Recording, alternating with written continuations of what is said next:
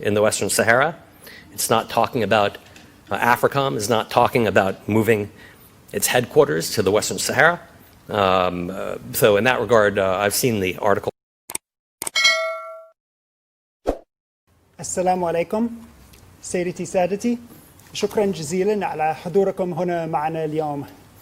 أنا خالد وولفسبرغ، الناطق الرسمي باسم السفارة الأمريكية في الجزائر.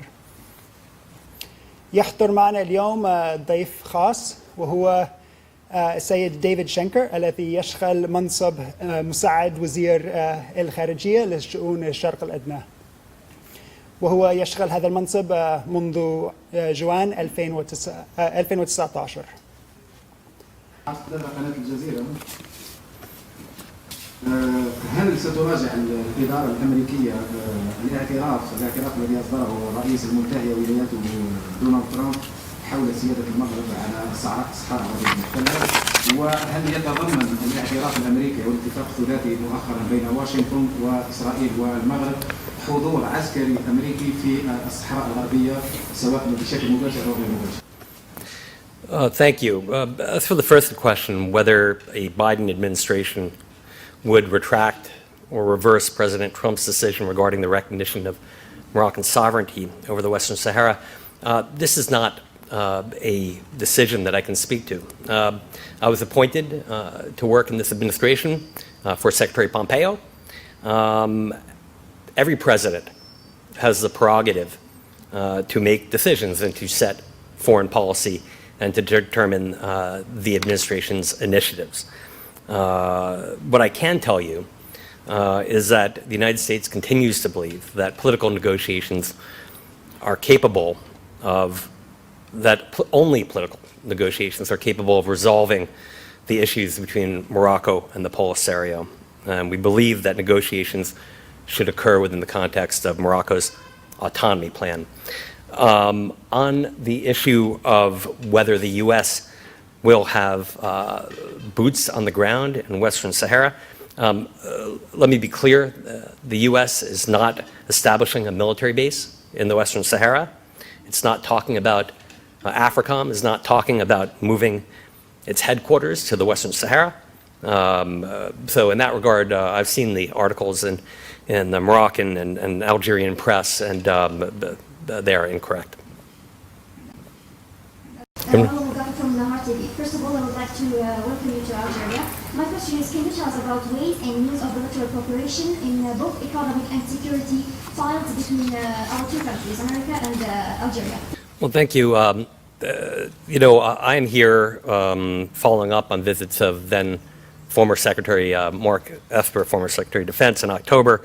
The AFRICOM commander, General Townsend, who was here in September, and of course, my counterpart, my colleague, Secretary of the Air Force, Bennett, who was here for a day-long visit and leaving today. We're all here for the same reason, and that is because the United States is committed to its relationship with Algeria. It's rich, it's multifaceted, and includes a security dimension, obviously, but also an economic dimension, and we're looking to grow both of those elements. I'll leave the defense side to the Secretary of the Air Force, who is here today. She engaged in productive conversations with her counterparts, talking about ways that we can cooperate in terms of perhaps military sales, perhaps additional training, IMET, all sorts of things that we work together. السياسي وكذا الصعيد المتعلق بالاستثمار، ومن جهة ثانية يعني في سياق متوسط كيف ستنظر الإدارة الأمريكية الجديدة لبعض الملفات للجزائر بين قوسين لها دور قيادي، منها الأزمة الليبية، قضية الصحراء الغربية وتحقيق الشعب الصحراوي في تقرير المصير، وكذلك الملف المالي. Well, thank you. Those are two interesting questions. As I said a minute ago, every administration has its own prerogatives. And so you have Democratic administrations, you have Republican administrations, they differ. But they also, remarkably, are pretty consistent across the years and many of their policies and their approaches to the region in particular, like countries like Algeria, with which we have deep, enduring, and historic relationship. You remember it was Senator John F. Kennedy who gave a speech on the Senate floor in 1956 calling for Algerian independence. Since then, we've had Republican administration, Democratic administration, and we have built on a strategic cooperation and partnership economically that has been, I think, very productive for both sides. And I would anticipate that the Biden administration would continue along these lines. I don't have any specifics for you. I can't really comment on that.